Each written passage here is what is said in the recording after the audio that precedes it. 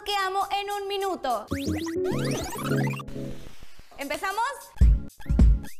3, 2, 1, go! Chocolate, dormir, las almohadas, los peluches, los aviones, me gusta el agua, me gustan las enchiladas, me gusta el sushi, me gusta la milanesa napolitana, me gusta muchísimo bailar, me gustan muchísimo los estiletos, me gusta mucho la ropa, me encantan los vestidos de Natalia Andolín, me gusta mucho estar en las redes sociales,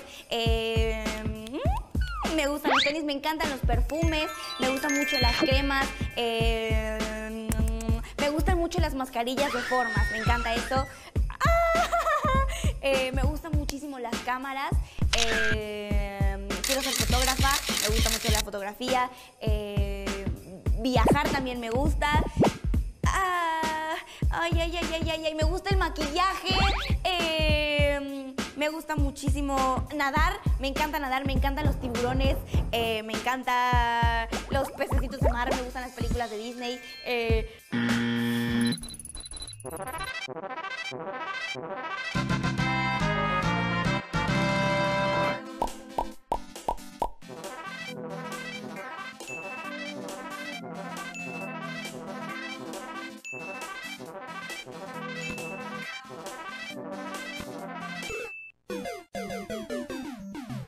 ¡No! ¿Por qué?